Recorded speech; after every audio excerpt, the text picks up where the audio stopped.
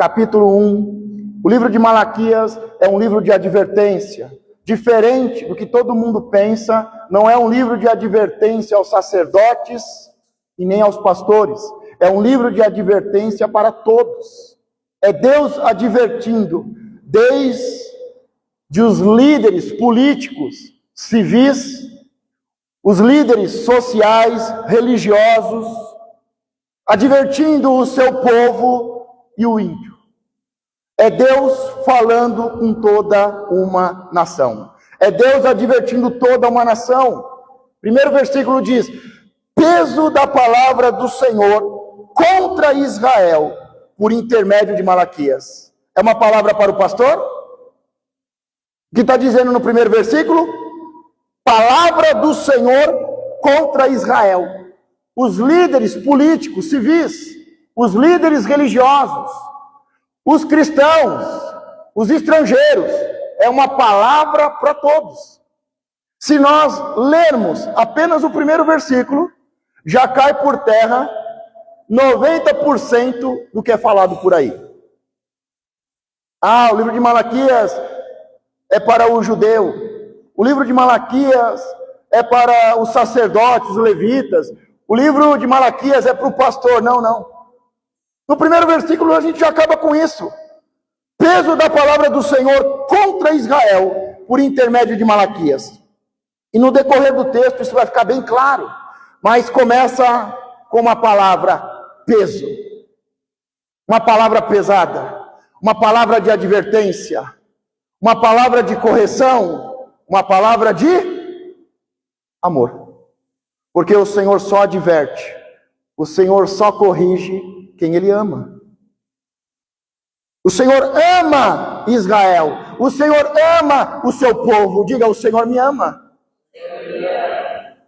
Peso da palavra do Senhor contra Israel, por intermédio de Malaquias. Malaquias é o profeta.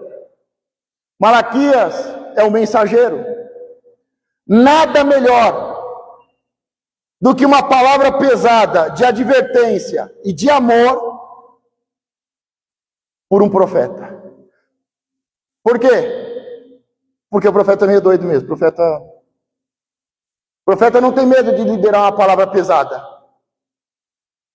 O profeta ele não fica meio pensando: mas e as ovelhas, e o pastoreio, e a minha igreja, e os meus interesses. O profeta é profeta, o profeta é estranho, o profeta é meio doido, o profeta vem e fala, e assim diz o Senhor. E se tiver que falar com o rei, ele vai falar com o rei. Se tiver que advertir um rei, ele vai advertir. Agora é óbvio, quem esteve na escola de profetas viu a diferença. De você, como profeta, advertir um rei da forma errada e acabar perdendo a cabeça, e advertir da forma correta e ainda ser abençoado. E aí nós vimos a história de João Batista, que repreendeu da forma errada e acabou sendo morto, perdendo a cabeça, e de Natan repreendendo Davi da forma certa e ainda sendo abençoado.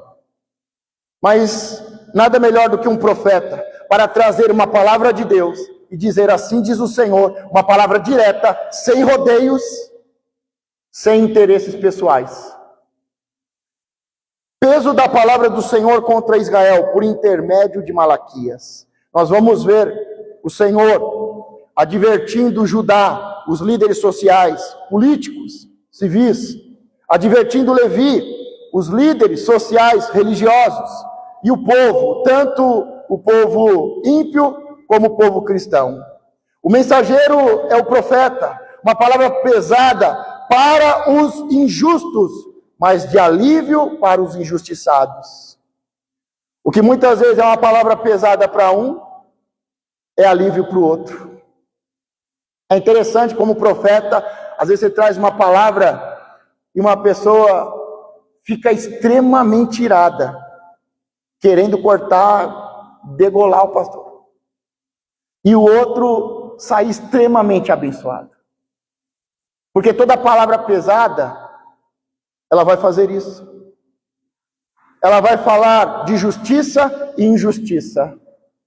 Ela vai falar contra os injustos e a favor dos injustiçados. E não podemos nos esquecer que nós estamos primeiro buscando o reino de Deus e a sua justiça. O reino de Deus não é comida e nem bebida, mas é justiça, é paz, é alegria. Então pode ser que para um a palavra seja pesada, mas para outro seja de alívio. Porque a palavra de Deus sempre vai falar contra a injustiça e sempre estará a favor do injustiçado. Uma das coisas que está sendo injustiçada no livro de Malaquias, nós vamos ver mais para frente, é o altar de Deus. É o culto de Deus. É a adoração a Deus. E nesse primeiro capítulo, nós vamos focar principalmente na advertência em relação ao culto. Deus literalmente está falando com os líderes, os reis, os príncipes, os sacerdotes, o seu povo, os estrangeiros, sobre o seu culto, sobre a sua casa, sobre o seu culto, sobre o seu altar, sobre a sua oferta. O livro de Malaquias é um ensino sobre como adorar a Deus. Pecados praticados no culto. Nós estamos num período muito importante, finalizando uma etapa, como foi falado, e estamos tendo um alinhamento profético e apostólico. O Senhor está nos alinhando. Por quê, pastor? Nós estamos muito ruim, está ruim. Não, o problema não é... Não, se tivesse ruim, estava bom, gente. Não sei se você entendeu. Porque o Senhor diz, se vocês fossem frios, ou se vocês fossem quentes, mas não, vocês são mornos. A pior coisa que existe na vida de uma pessoa, a pior coisa que existe na vida de uma comunidade, é uma vida boa, mediana, uma vida morna. Não está nem frio e nem quente, não está nem ruim e nem bom. Porque quando nós temos uma vida morna, o Senhor nos vomita. Ele diz, quem dera estivesse frio, porque eu daria vida e eu avivaria. Quem dera estivesse quente e eu estaria usando vocês, abençoando para serem abençoadores. Mas não, tá bom, tá mais ou menos. E aí é a pior coisa. Essa é a pior situação da igreja. Quando uma igreja está ruim, para mim tá bom. Porque é fácil pegar uma igreja ruim. Quando você está num momento ruim, você se revolta contra aquilo. Minha vida está ruim, eu não aguento mais, pastor. Agora, quando a pessoa diz, minha vida está muito boa, pastor, eu estou abençoando, estou sendo abençoado, estou fazendo isso. Agora, quando a pessoa diz, tá bom, pastor, não está bom, mas também não está ruim, pastor. Ô, vidinha desgramada, desgraçada aqui. Vocês estão entendendo? Nós vamos ver também, nesse primeiro capítulo de Malaquias, algumas perguntas e respostas. Deus está usando um profeta. Pergunta por quê, pastor? Porque algumas pessoas clamaram. Toda vez que um grupo de pessoas ora e clama, Deus responde. Deus levanta um profeta. Deus levanta um libertador. Deus salva. Deus liberta, Deus cura. E vai ter algumas perguntas e algumas respostas. Vai ter arrependimento, mudança de mente. Porque o povo vai fazer umas perguntas e vai ter algumas respostas. Outras vezes o Senhor mesmo vai perguntar e responder. É uma conversa, é um diálogo com um povo que clamou a Deus. E Deus respondeu, levantando um profeta. Versículo 2. Eu vos tenho amado, diz o Senhor, mas vós, povo, ele está falando com o povo, mas vós, povo, dizeis, em que nos tens amado? Não era Esaú, irmão de Jacó? Disse o Senhor, todavia amei a Jacó. O povo está dizendo, Deus não me ama. Deus se esqueceu de mim. Deus me abandonou. Mas a primeira resposta, quando Deus levanta Malaquias, quando Deus envia o profeta, ele diz: eu vos amei, eu vos tenho amado, eu amo vocês. Deus te ama. Independente da situação, o Senhor te ama. O primeiro versículo, peso da palavra, advertência. Mas no segundo versículo, nós vemos que toda palavra pesada, que toda advertência é porque tem um Deus que te ama. Deus te ama, Deus ama a tua casa, Deus ama o teu povo, Deus nos ama. Eu vos tenho amado, diz o Senhor, mas vós dizeis: em que nos tens amado? Não era Esaú, irmão de Jacó? Disse o Senhor: todavia eu amei a Jacó. O Senhor diz: eu escolhi amar vocês. Eu poderia ter amado Esaú, mas eu amei a Jacó. Eu poderia ter amado outro, mas eu te amei. E a grande questão, por que que Deus não amou a Esaú e amou a Jacó? Porque desde o princípio, ainda no ventre, eles lutavam por uma bênção. Você quer ser abençoado, você quer a bênção, você crê na bênção. Desde o momento que o Senhor começou a te gerar, tem pessoas que creem na bênção para você, que te abençoam, e você está aqui lutando pela bênção. O Senhor ama isso. Pessoas que querem, pessoas que não se conformam, pessoas que dizem: eu não sou, eu sou um maldito, eu sou um coitadinho. Deus ama as pessoas que estão lutando, que estão pelejando, que querem a bênção, que querem crescer, que querem avançar, que querem ser os primeiros, que querem ser primogênitos, que querem ser usados. Esaú, ele começou lutando no ventre, porque desde o princípio o plano de Deus era Jacó. Como é que Deus escolhe duas pessoas que estão no ventre? Porque Deus é onisciente, onipresente, onipotente. No princípio, ele já fala do fim, ele sabe todas as coisas, ele é a sabedoria, ele é o amor, ele é o poder. Então, no ventre, Esaú começa a lutar contra Jacó. E a primeira luta, Jacó perdeu. Porque Jacó era para nascer primeiro. Jacó era para ser o primogênito. Mas na luta no ventre, Jacó perdeu.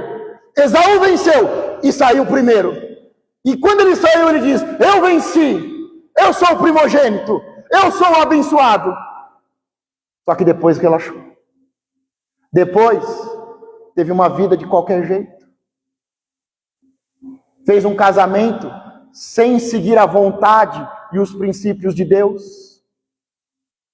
Começou, ao invés de viver uma vida de adoração, a viver um estilo de vida, uma cultura, a se envolver com os outros povos, se casou com outros povos, desagradou, desonrou os pais no casamento, e se entristeceu demais os seus pais, desonrou no casamento. Provocou a ira de Deus. Agora, Jacó, ele tinha uma promessa, e no começo não deu certo, mas ele foi lutando, ele lutou, ele queria, ele quis comprar, era possível comprar, ele comprou por um prato de lentilha, ele viu uma escada, ele queria chegar no céu. Enquanto Esaú achou que estava tudo resolvido, viveu do jeito que queria, se casou e desonrou os pais, Jacó, ele disse: eu comecei perdendo, eu não comecei bem, mas eu vou terminar bem. O apóstolo falava muito isso aqui: não importa como você começou, o que importa é como você vai terminar a sua vida. Jacó começou muito mal, chamado de trapaceiro. Todo mundo hoje chama Jacó de enganador, mas isso não é bíblico, isso é fofoca de Esaú. Jacó significa agarrado à bênção. Lutou com um anjo e agarrou o anjo e agarrou o Senhor e disse: eu não te deixarei até que me abençoe. Quando Jacó, ele é jurado de morte, ele vai atravessar o deserto, e ele vê uma escada. Eu vou subir por essa escada, eu vou subir, eu vou chegar no trono de Deus. Ele vê aquela escada, e o Senhor diz para ele: não te deixarei até que todas essas promessas se cumpram. Ele estava no deserto. Só que agora, lutando com o anjo, é ele que diz ao Senhor: não te soltarei até que me abençoe. Mais de 20 anos lutando por uma bênção. Por isso que o Senhor ama a Jacó. Por isso que o Senhor te ama. Toda quinta-feira, todo domingo você está aqui, lutando pela bênção. Toda quinta, todo domingo, todo dia, você diz: eu não comecei bem, eu fui injustiçado no começo, eu fui trapaceado no começo, eu perdi uma batalha, mas eu vou vencer a guerra, eu não vou desistir, eu vou avançar, eu vou conquistar, eu vou casar, eu vou ter filhos, eu vou crescer. Deus ama pessoas que têm isso. Deus ama pessoas que lutam. Deus ama pessoas que são fortes, que não desistem. Irmão, quantos aqui adoram um Deus que nunca perdeu uma batalha? Ah, irmão, você está enganado, irmão, você está enganado, te enganaram, irmão, te enganaram. Eu sirvo um Deus que perdeu uma luta, eu sirvo um Deus que perdeu uma batalha, porque Deus ama perder batalhas para filhos que não desistem. Deus tem uma derrota na sua história, e a derrota é para um Jacó. Aí eu fico pensando, se Jacó conseguiu vencer, eu também consigo. Você está querendo vencer o diabo, irmão? Eu estou querendo vencer Deus. Eu quero lutar com Deus. Eu vou agarrar Deus, irmão. Agarra Deus e não solta ele. Fala: eu não te largo. Eu vou estar de quinta, vou estar de domingo. Eu vou estar em campanha, em não sei o que, oração, meditação. Eu não te largo até que a minha promessa se cumpra. Ah, eu vou vencer esse Deus. Os irmãos estão até preocupados com o pastor. Quando vocês veem o pastor mancando, não se preocupa não. Venci. Saí ferido, mas venci. Vocês estão entendendo? Primeira coisa no nosso culto deve ser uma resposta ao amor de Deus por nós. Ele poderia ter escolhido Esaú, mas ele escolheu Jacó. E para Jacó ele disse: eu não te deixarei até que as promessas se cumpram. Eu não sei se você está lutando, mas você pode dizer, diga: Senhor, não te deixarei, não te soltarei, até que me abençoe. Se eu estiver mancando, eu já sei que você saiu vencedor. Agora, se não vier mais, eu já sei que perdeu. E geralmente perdeu para o diabo. Primeiro propósito do nosso culto: nós estamos aqui porque nós temos um Deus que ama, um Deus que é amor, um Deus que te amou, e nós temos que entrar aqui e dizer: eu vou oferecer o meu culto a um Deus que me ama, e eu vou fazer um culto de amor. É isso que Deus está falando com eles. Um culto de amor, um culto de amor. Segunda coisa que o Senhor está falando: o nosso culto deve ser de agradecimento por ter sido escolhido por Deus. Deus te amou e te escolheu. Porque Deus amou o mundo de tal maneira, irmão. Ele ama você, Ele ama o ímpio, Ele está divertindo todo mundo, mas além de te amar, te escolheu. Diga: muitos são chamados, poucos são escolhidos. Diga: eu fui escolhido. Eu fui escolhido. Eu fui escolhido. Você foi escolhido. O Senhor te amou e te escolheu. Esaú foi chamado, mas não escolhido.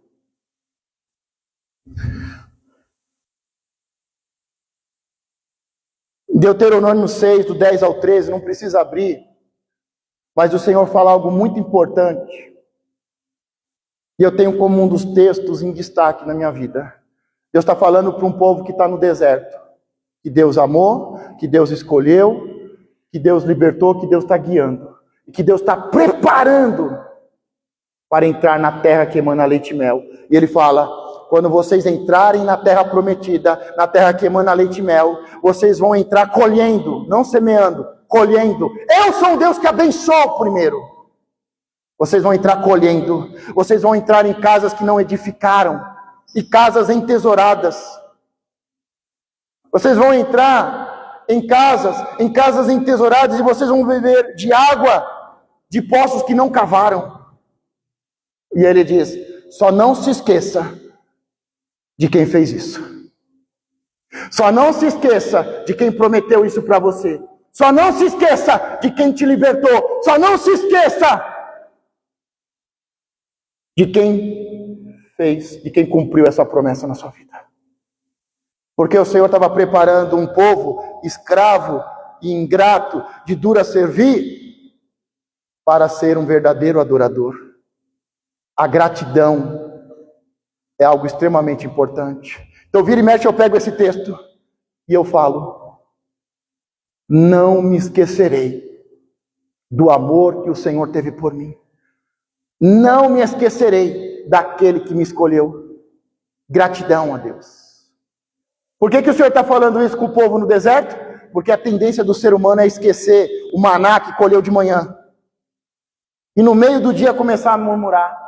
A tendência do povo é esquecer o milagre de ontem. A tendência do povo é se esquecer de Deus e dizer: foi sorte, foi na força do meu braço. Se eu não tivesse estudado, pastor, se eu não tivesse trabalhado. Mas só Deus coloca você numa terra, em um deserto, e transforma essa terra em um manancial, em um campo que emana leite e mel. Não se esqueça do que Deus fez. Não se esqueça. Não se esqueça, fale, testemunhe. Agradeça a Deus por tudo que Ele já fez. Versículo 3 de Malaquias: e odiou a Esaú, e fiz dos seus montes uma desolação, e dei a sua herança aos chacais do deserto. Esaú, que nasceu com a bênção, mas desprezou a bênção do Senhor, trocou a bênção por um prato de lentilha, desonrou seus pais, provocou a ira de Deus. E aqui o versículo 3 diz: odiei Esaú e fiz dos seus montes uma desolação. Deus disse: eu acabei com as suas casas, eu destruí as suas moradas. Terceira coisa importante no nosso culto: o nosso culto deve ser de reconhecimento por um Deus que manteve as nossas edificações firmes. Sabe por que a nossa casa não cai? Porque está sobre a rocha, porque está em Jesus Cristo. Sabe por que nós não caímos? Sabe por que nossa casa está firme? Sabe por que nossos filhos são promessa do Senhor, são herança? Porque está no Senhor. Agora o Senhor disse: Esaú eu odiei, e eu derrubei a sua casa, as suas moradas. Eles habitavam nos montes, porque eles diziam: nos montes é mais seguro. Mas o Senhor disse: eu destruí as suas casas. Eu derrubei as suas casas, eu destruí as suas casas. Nosso culto tem que ser em reconhecimento a um Deus que nos mantém de pé e a nossa casa de pé. Versículo 4: ainda que Edom diga: empobrecidos estamos, porém tornaremos a edificar os lugares assolados. Assim diz o Senhor dos Exércitos: eles edificarão e eu destruirei, e lhes chamarão termo de impiedade e povo contra quem o Senhor está irado para sempre. E os vossos olhos o verão, e direis: o Senhor seja engrandecido além dos termos de Israel.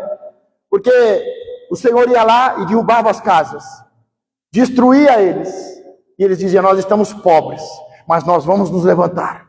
E o Senhor disse: não vão se levantar nunca mais.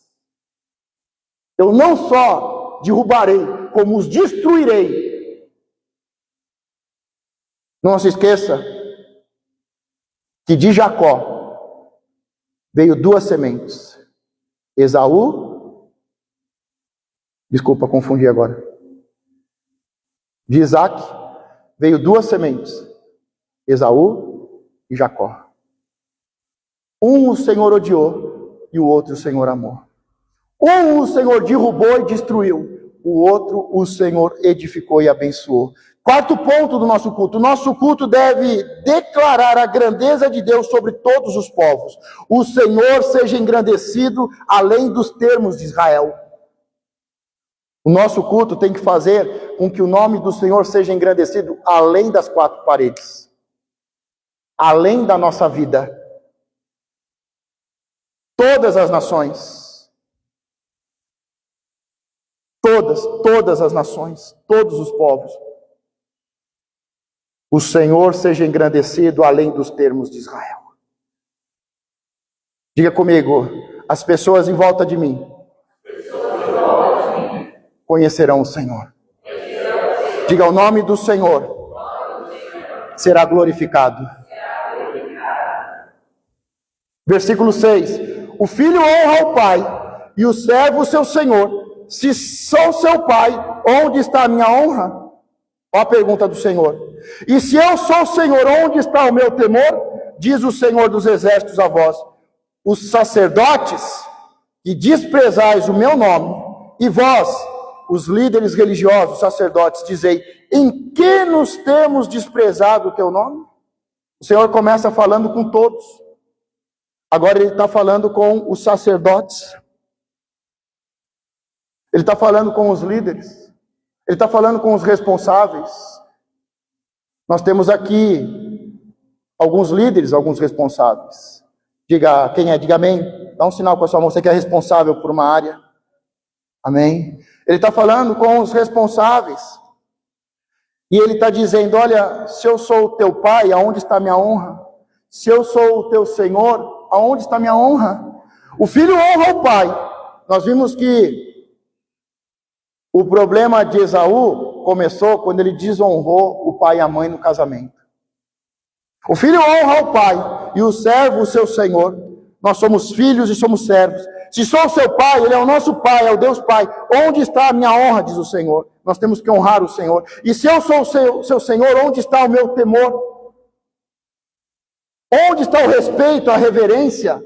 Aonde está a adoração verdadeira? Diz o Senhor dos exércitos a vós, os sacerdotes, que desprezais o meu nome, e vós dizeis, em que nós temos desprezado o teu nome?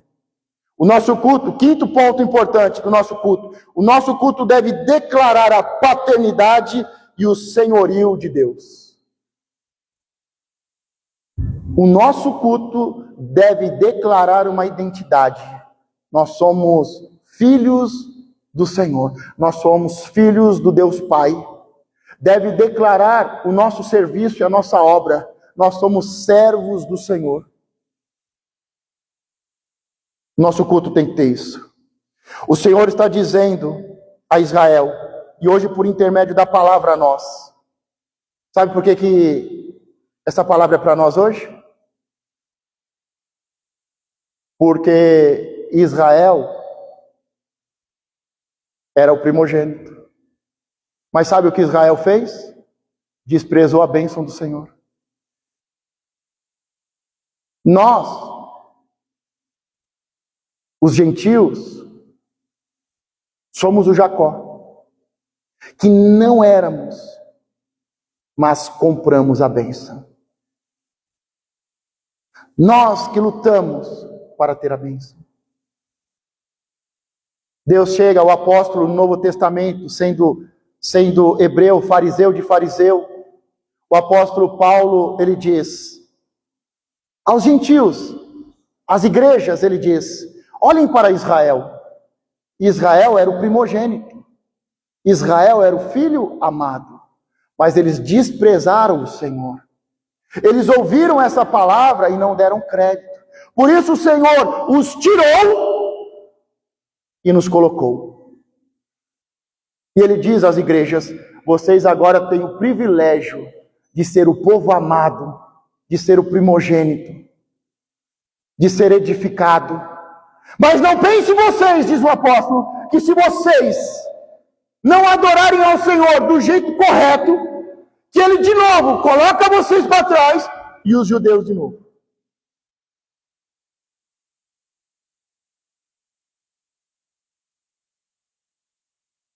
Ele diz, o que o Senhor fez com Israel está fazendo com vocês. Mas não façam o que Israel fez com o Senhor, porque se vocês fizerem o que Israel fez com o Senhor tira vocês. Ele diz, vocês não eram uma árvore frutífera, mas eu enxertei vocês. Vocês não eram, mas vocês foram colocados. Vocês eram chamados, mas eu vos escolhi. O nosso culto tem que declarar uma paternidade e tem que declarar um senhorio. Ele é o nosso Senhor e Salvador Jesus Cristo. Se Ele é Senhor, Ele manda e o servo obedece. Se Ele é Pai, Ele tem que ser honrado. Sabe, tem um texto que me chama muito a atenção. Nós trabalhamos na escola de profeta, porque Miriam, com as doencinhas de alma dela, era profeta. Mas profeta tem que tomar cuidado, viu, gente? Porque o profeta é meio louco, se envolve em umas coisas, acaba ficando doente, ferido. Entra em umas lutas com Deus, sai mancando. O profeta é meio doido. E Miriam era profeta. Só que ela teve uma situação lá de família. Cuidado com a família, irmão. Cuidado. Cuidado. Miriam era profeta, e Moisés vai casar com uma cuxita, uma mulher negra, e eu não sei se ela, questão de nacionalidade, racismo, preconceito, mas ela fica doida da vida, porque Moisés vai casar com uma cuxita. E aí ela começa a fazer profecia gospel, sabe? Fofoca de casa em casa. Tem hora que profeta se dá a ser fofoqueiro, se meter em coisa pessoal, particular da vida dos outros. Cada um cuida da sua vida, irmão. Sou profeta, não sou profeta gospel, fofoqueiro, se meter na vida de ninguém não. Mas Miriam, que era profetisa, se deu a ser profetisa gospel, começou a ir de casa em casa a fazer fofoca e dizer, quem Moisés pensa que é para se casar com uma cuxita? E Deus ouviu, irmão. Moisés não ouviu, mas Deus ouviu. E Deus chega para Moisés e diz, vai para a porta do templo. Miriam e Arão, chama! E Deus desce. E você sabe que Miriam fica leprosa. Porque ela dizia, o Senhor só fala com Moisés? Deus não fala comigo também? Eu sou profeta, eu vou advertir. Sabe o que Deus disse? Se um filho cuspir no rosto do pai, Deus compara a atitude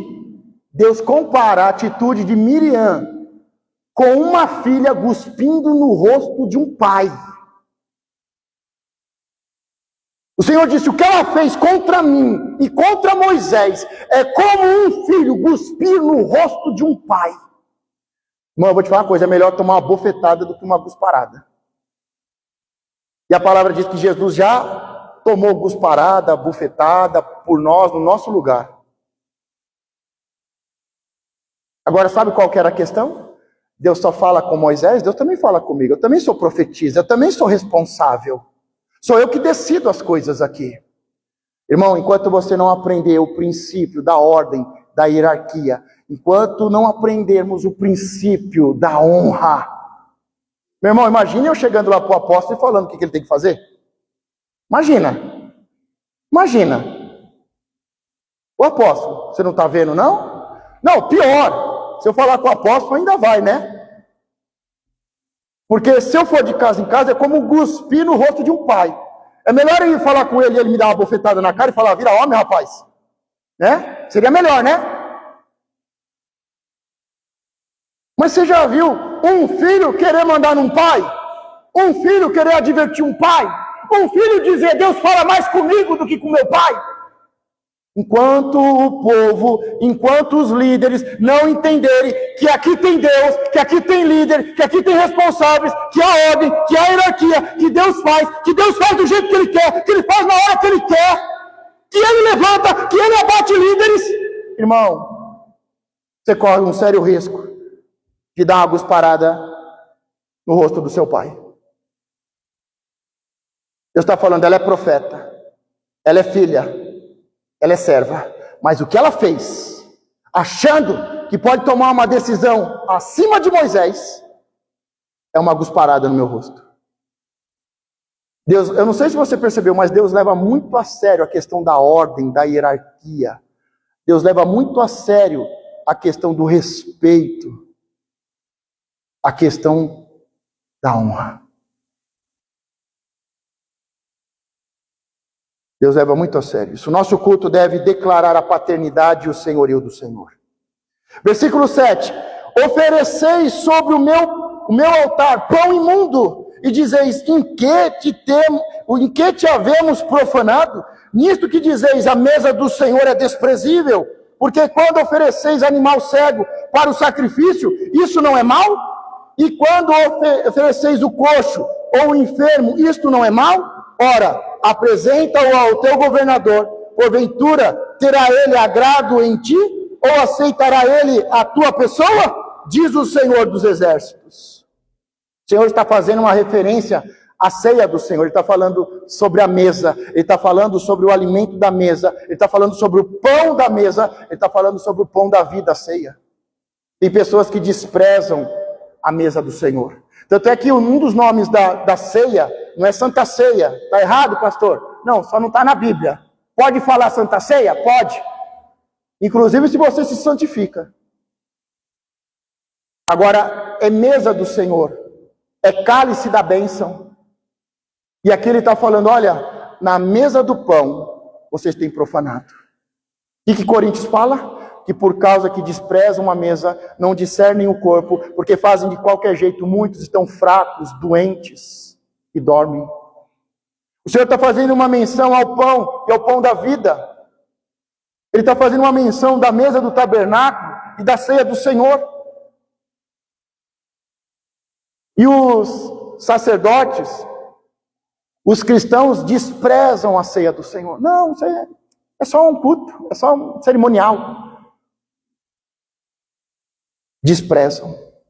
Eu lembro que, como foi feito esses dias atrás, houve uma direção para trazer alimento, e eu estava numa igreja e tinha uma mesa assim com muitos alimentos. Eu fui subir e o Senhor já falou, está cheirando mal. Eu falei, meu Deus, vai sobrar para mim hoje. Ô Senhor, não tem outro profeta não para usar hoje? Eu subi, passei do lado da mesa. Passei do lado da mesa, eu não senti o cheiro mal. Pergunta por quê, pastor? Porque não era para mim, era para o Senhor.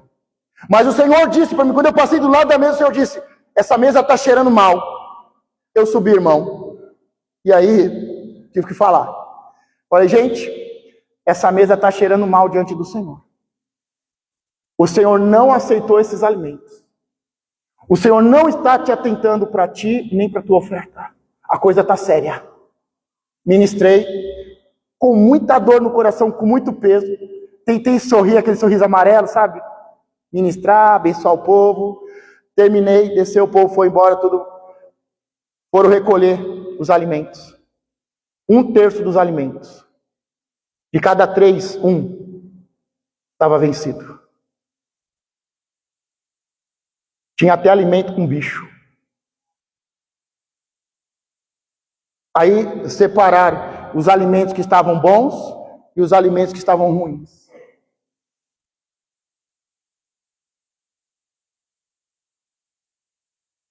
Uma vez uma pessoa chegou para mim e falou assim, pastor, eu vou dar um carro de oferta. Eu, glória a Deus. Eu falei, como é que é o carro? Pastor, eu já tentei vender esse carro já 2 vezes. Eu vendo e eles devolvem. Eu já deixei na rua, pastor, e vieram me cobrar para tirar, para pôr na minha garagem. Ninguém quer esse carro. Eu falei, você acha que Deus quer esse carro?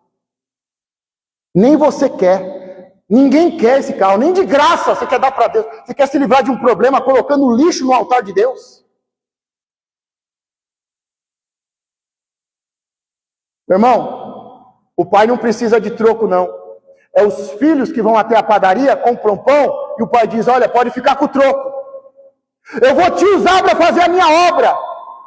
Vai lá, faz, compra, e faz, e traz isso, aquilo, outro, e fica com o troco, filho.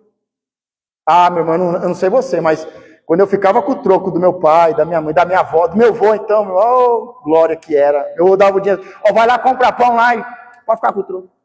Às vezes eu pegava o troco e deixava no boi, vai que ele esquece, né?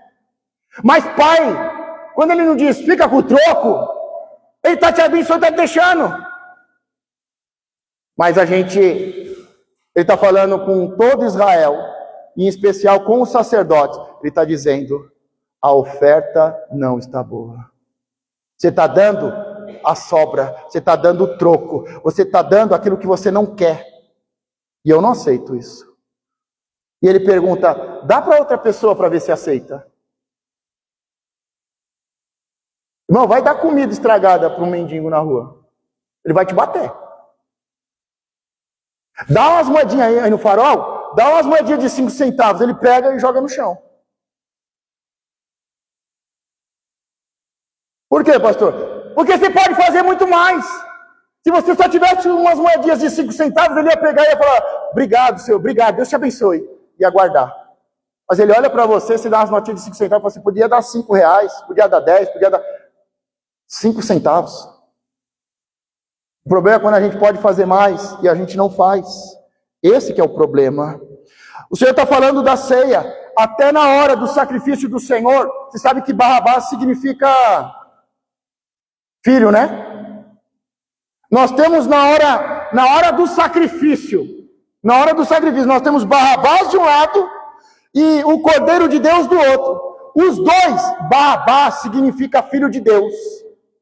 E nós sabemos que Jesus Cristo é o Filho de Deus. E eles tiveram que escolher entre a oferta.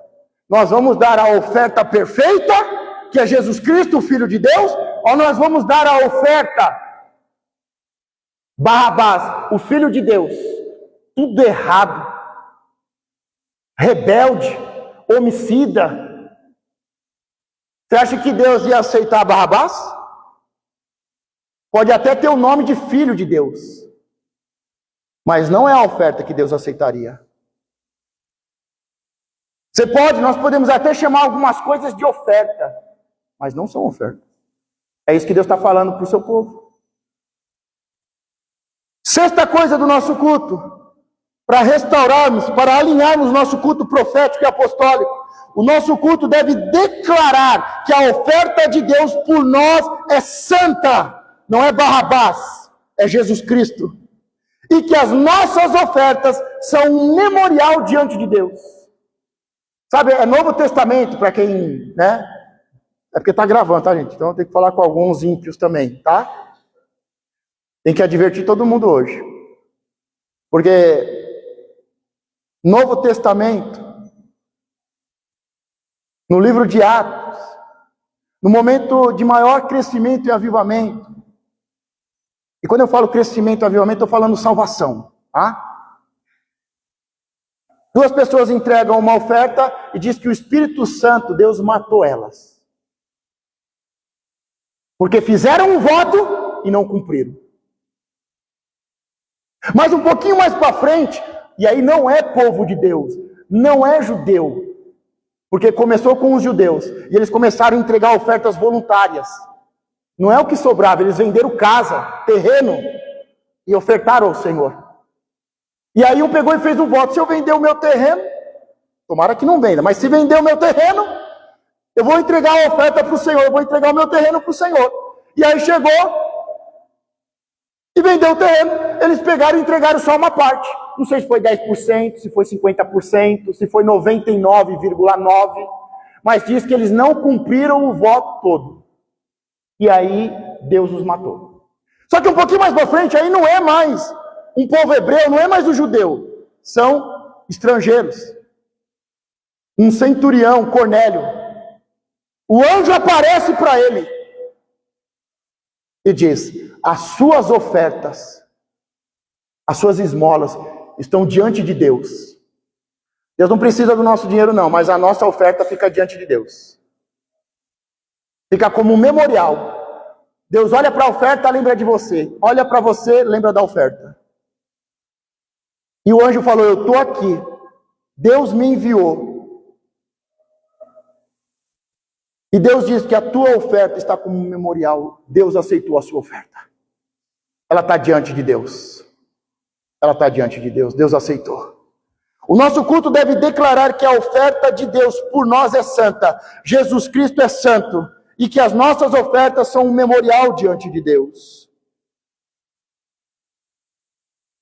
Versículo 9.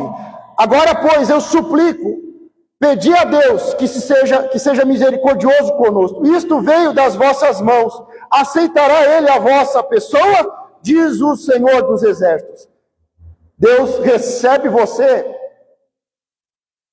mediante a oferta. Como é que nós fomos resgatados a Deus? Mediante a oferta de Deus, que foi Jesus Cristo, e nós em Jesus Cristo, Deus nos aceita. É mediante a oferta. Quando Deus fala com Caim, Deus diz: atentei para você e a sua oferta. E atentou para a oferta de Abel, para Abel e a oferta de Abel. Primeiro Deus olha para nós. Para nós. O propósito, a intenção do coração. É por necessidade? É por barganha? Eu estou negociando com Deus? Primeiro Deus olha a pessoa, o coração, a intenção. Eu sou ofertante para quê? Para ser líder na igreja?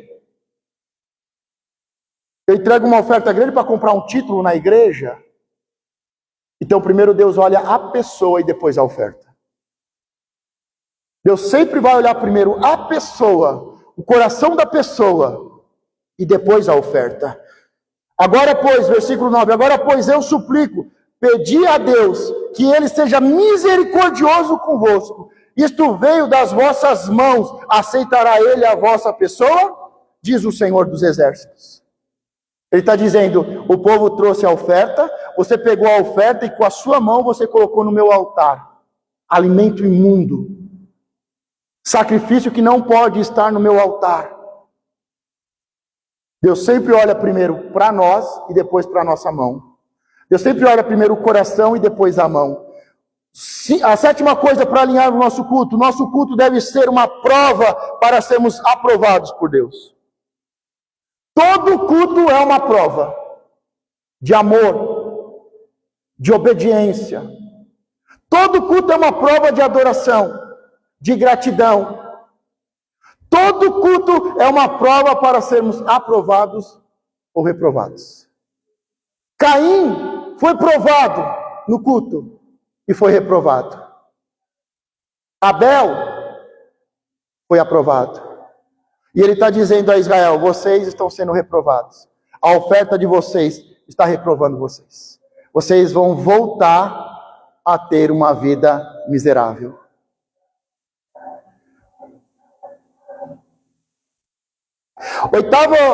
Oitavo princípio no nosso culto, para alinharmos. O nosso culto deve ser um memorial ao trabalho de Jesus.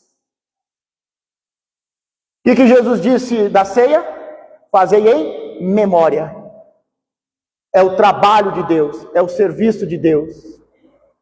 O que a palavra diz que Jesus Cristo é o quê? O nosso sumo sacerdote. E nós somos o quê? Povo eleito, sacerdotes reais.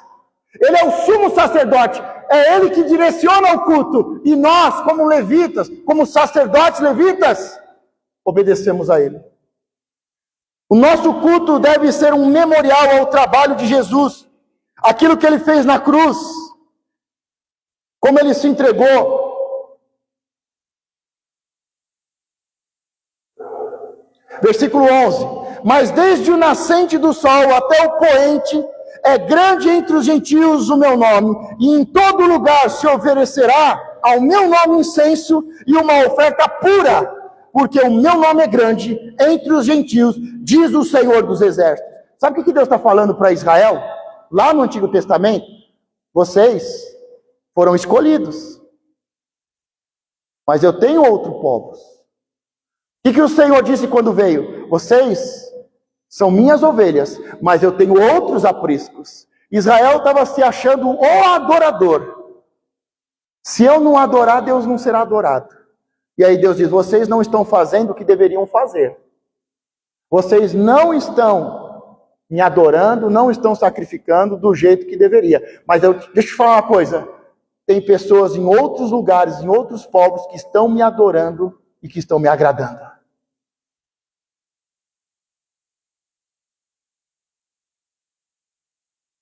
Nono princípio para alinharmos nosso culto deve ser um anúncio profético de que todos os povos e nações adorarão ao Senhor no seu reino milenar e eterno.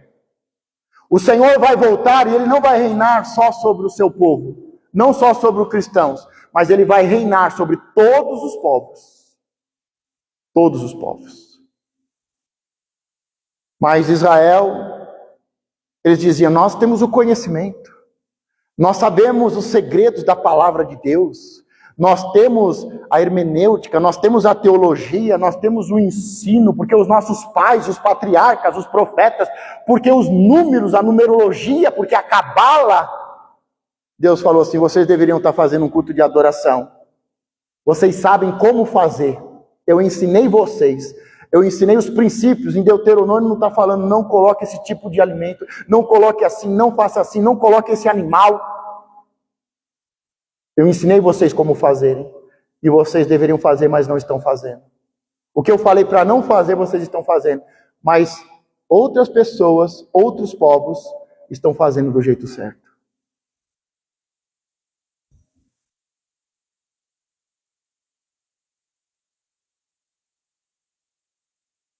Novamente, é uma referência à ceia do Senhor. Sabe o que as pessoas iam fazer no templo, na adoração? Sabe o que as pessoas faziam diante do altar? Justificavam a sua ausência, acusando o pastor e a igreja, ao invés de confessarem e deixarem o seu próprio pecado e injustiça.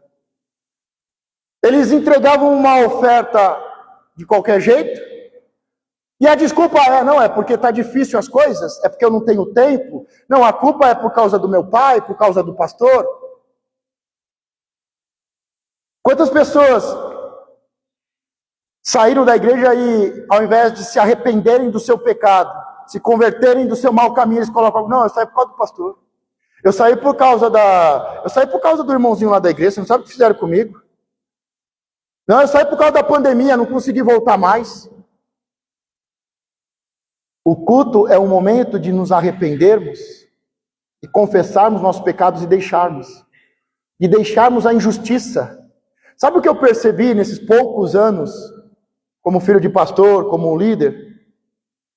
Que todas as pessoas que saíram, e eu vou te falar assim, que eu nem sei se tem exceção para essa regra, porque eu vi tanto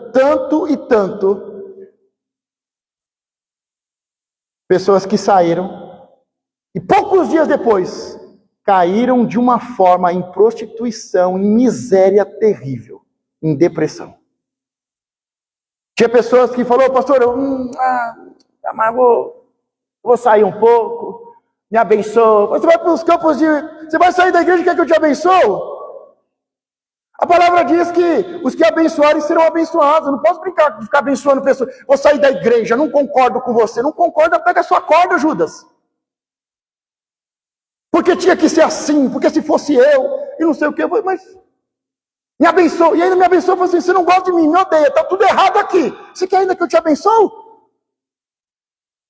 Não tem como a palavra. Não, é que não tem. Irmão, vou te falar, eu não conhecia exceção a essa regra. Todas as pessoas que saíram, que eu conheço, que saíram nos últimos 20 anos, caíram feio em miséria e em prostituição. Casamentos totalmente destruídos. Eu não conheço exceção. Muitos deles depois chegavam e me chamavam. Teve alguns deles que o caso foi tão vergonhoso que eu chamei e falei, filho, você conheceu a Deus? Como é que você conseguiu chegar nisso? Faz 3 meses que não sai de casa, você está fedendo, você é um mendigo. Eu não conheço, gente, eu não conheço. Por quê? São pessoas que ao invés de virem à casa do Senhor e se arrependerem, se converterem, não é culpa da igreja, é culpa do pastor. Alguém conhece o profeta Samuel? Aquele que ungiu Davi, sabe? Diz que a igreja que ele estava, para você ter uma ideia, o sacerdote, o sumo sacerdote, ficava na cadeira, estava gordo, uma cadeira. caiu da cadeira, quebrou o pescoço. No mesmo dia os filhos morreram. Um neto nasceu e a palavra foi: Deus se foi.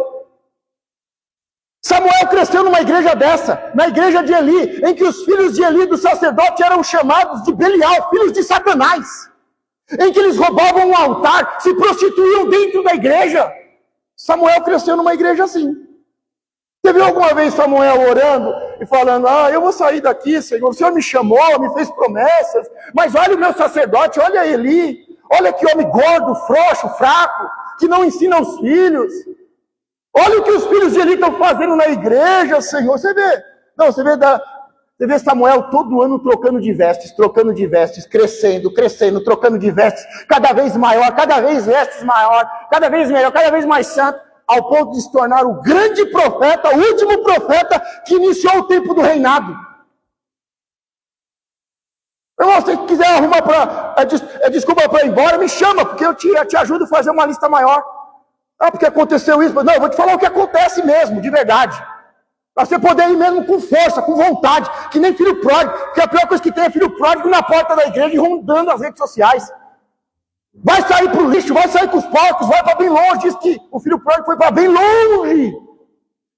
Mas eu sempre digo, ele foi para bem longe, mas ele sabe o caminho de volta. Eu não busco o filho pródigo, não. Ele pode estar do outro lado do mundo, mas ele sabe o caminho de volta. Sabe o caminho de volta. Nós estamos aqui para nos arrependermos pelos nossos pecados e sermos justos, buscarmos o reino e sermos justos.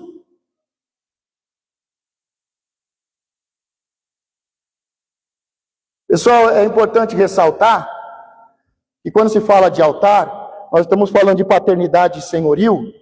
Nós podemos tentar servir dois senhores: o Senhor e eu como Senhor. Nós podemos servir o Senhor e tentar servir Mamon. Mas o Senhor diz: uma hora você vai desagradar alguém. Deixa eu te falar uma coisa. Eu não sei quem você está servindo. Eu não sei se você está servindo Mamon. Mas uma hora você vai ter que desagradar alguém. E você vai desagradar a Deus no começo do mês. Você vai desagradar a Deus não entregando primícia, não entregando dízimo, não entregando uma oferta de verdade, entregando o resto.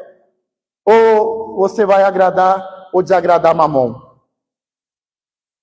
Porque o dinheiro diz: não entrega oferta não, porque senão vai faltar. Não entrega não, você que trabalhou, é seu. Realmente, é seu. É seu. A Bíblia diz que 10% é de Deus. Mas quem administra é você é o mordomo. Você pode usufruir da mordomia ou roubar a Deus. Porque o estrangeiro não pode roubar a Deus. Mas os seus filhos e os seus servos podem roubar a Deus. Ou você agrada ao Senhor ou você agrada a Mamon. A gente está indo para o final do mês. Esse mês aqui você agradou o Senhor, honrando o Senhor, ou agradou Mamon? Quem é que manda? É o Senhor ou é o Senhor Mamon? Como você tem servido? 10º ponto para alinharmos, são 12, estamos indo para a reta final. O nosso culto deve ser santo e tanto o ofertante como a oferta devem ser purificados. Não adianta entregar uma oferta com o coração doente, contaminado. Tem que ser com o coração alegre e voluntário. Irmão, quando eu falo de oferta, espero que você entenda que eu não quero te convencer. Eu só como pastor, eu só quero te ensinar. Se você achar que eu quero te convencer, não é eu, é o Espírito Santo. Se você achar que eu quero te forçar, lembre-se, e você me lembra, diga: pastor, eu sou ovelha, eu não sou gado. Eu não uso cabresto. Se eu quiser fazer, eu faço. Se eu não quiser, eu não faço. Cada um faz o que quer. Eu ensino, eu não cobro. Eu não sou cobrador de impostos. Eu ensino, dai a César o que é de César e a Deus o que é de Deus. E faça a prova de Deus. Porque se você for provar o governo, prova o governo para você ver. Vai tentar provar o governo para ver onde você vai parar.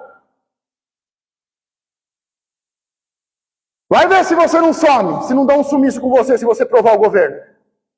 Agora Deus diz, entregue a César o que é de César e a Deus o que é de Deus. E prove a Deus. Para ver se Deus não te abençoa. Paga os impostos, irmão, e fica quietinho. Vai fazer passeata na Paulista para você ver se não toma umas borrachadas. Começa a agitar esse país para você ver se alguns não começam a ser presos e alguns sumirem.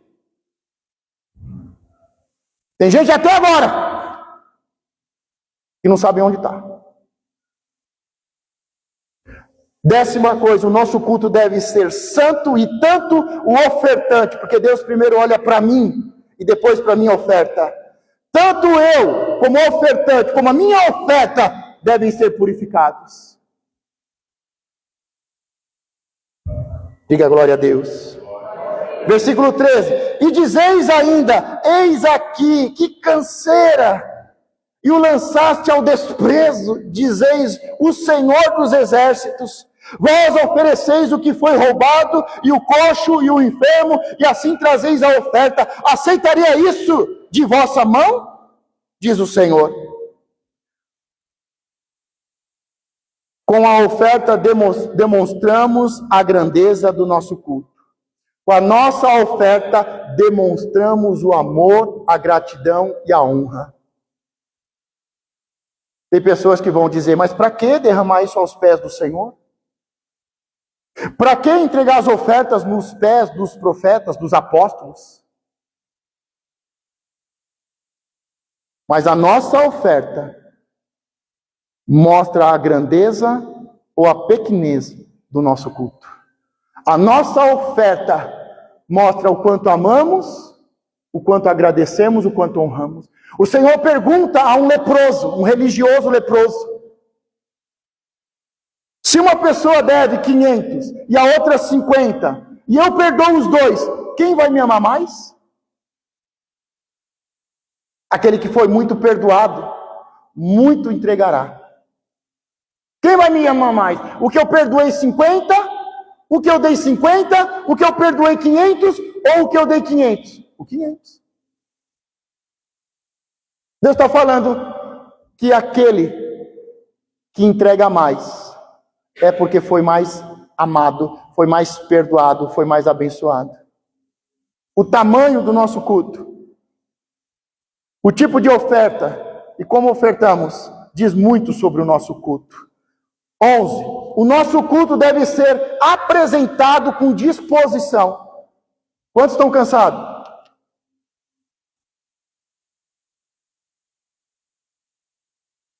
Se você está cansado, você primeiro precisa descansar para vir no culto. Mas eles faziam culto. Tem gente que fala assim, os cultos antes, 6 horas.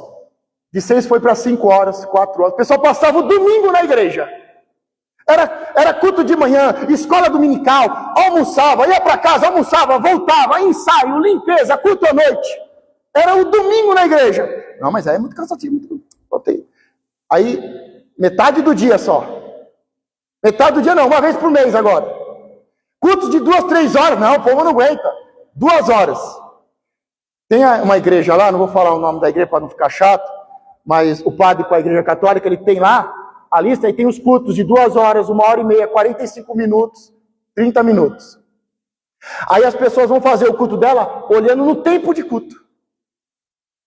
Aí o culto de 30 minutos, o pessoal chega 15 minutos atrasado, faz o sinal da cruz, sai 5 minutos antes e acha que fez o culto. Deixa eu perguntar para vocês, responsáveis. Quando foi a última vez que você chegou antes de dobrar os seus joelhos? Quando foi a última vez que Deus te viu nos lugares que tem que estar?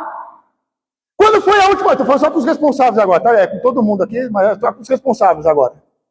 Que responsável é esse? Eu dobro o joelho onde eu quiser, pastor. Vai no banheiro dobrar no joelho, então. É aqui, é ali. Tem princípio, tem ordem, tem lugar. É lugares estratégicos. já viu qualquer coisa?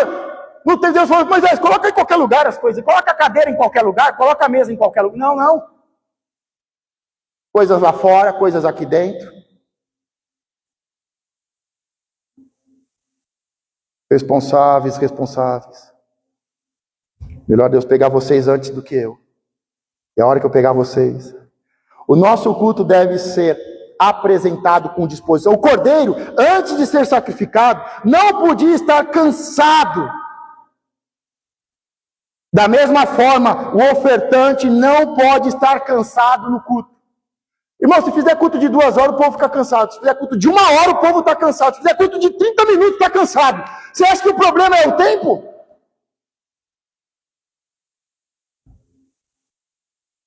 Os pastores faz culto mais rápido, Marcos. Eu vejo igreja que o culto é 3 horas.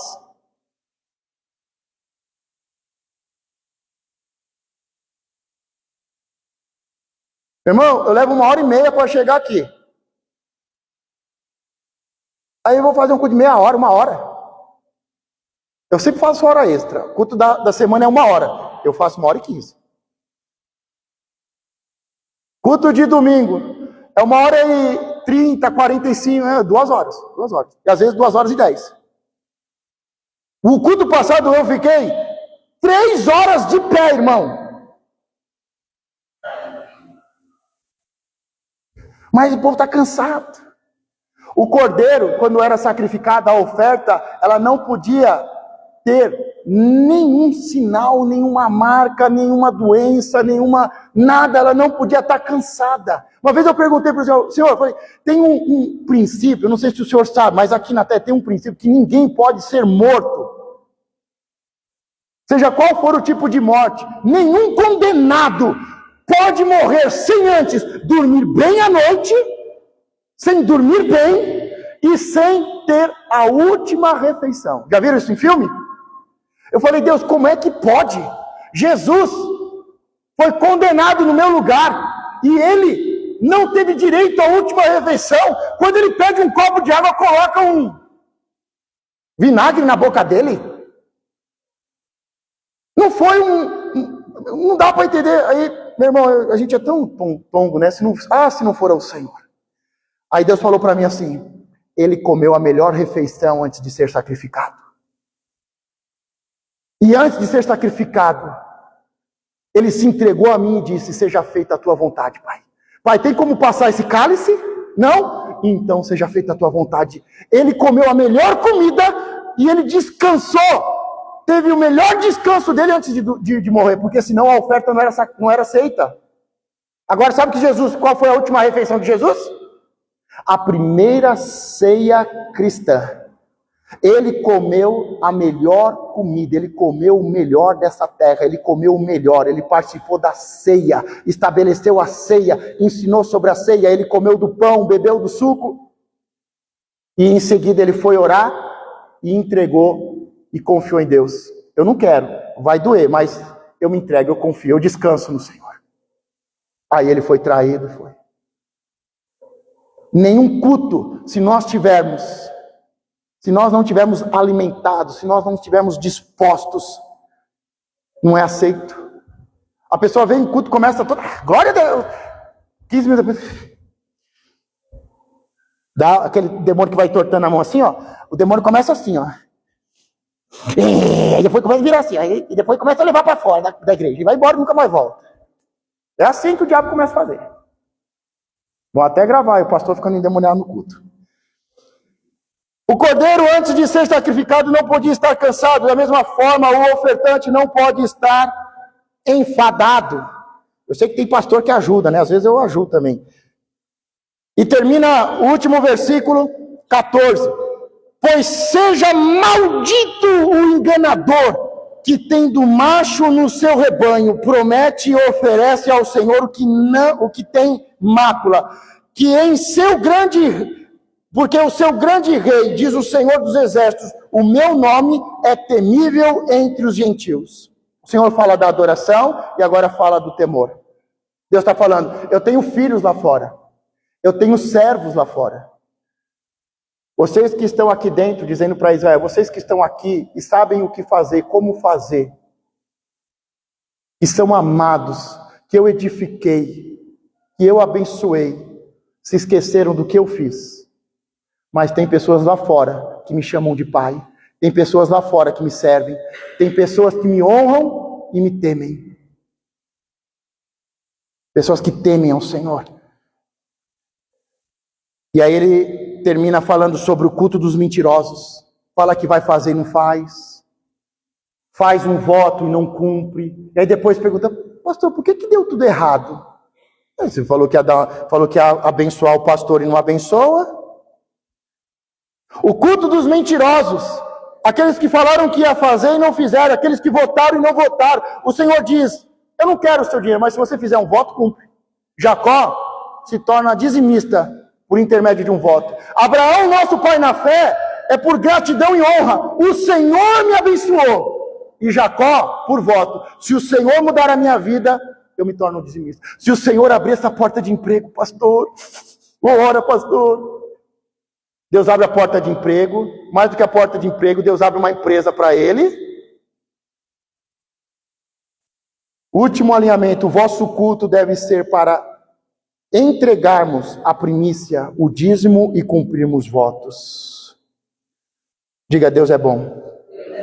Eu quero terminar e pedir uma coisa para você. Posso pedir uma coisa simples para você, fácil? Posso pedir? Pedir pode, pastor, só não sei se vou fazer, né? Entendi. Marca sua Bíblia em Coríntios 2. 2 Coríntios 9. 2 Coríntios 9. Vai demorar para a gente ver esse texto. Mas eu quero que você comece a ler e meditar nele. É o texto, na minha opinião, mais importante sobre oferta no Novo Testamento. 2 Coríntios 9. A gente vai encerrar esse período de 3 anos e meio falando sobre dízimos e falando sobre riquezas. E um dos textos principais é esse. Gostaria que você meditasse nele. Se coloque de pé. Pessoal, é 10h53. Eu ainda preciso fazer uma hora extra aqui. Sabe aquela hora que o pastor está enrolando? Sabe aquela hora que você fala assim, já deu trabalho por hoje? Já deu trabalho por hoje? Já podia ir embora. Só que você tem que cumprir horário. Sabe? Bater o cartão. Sabe?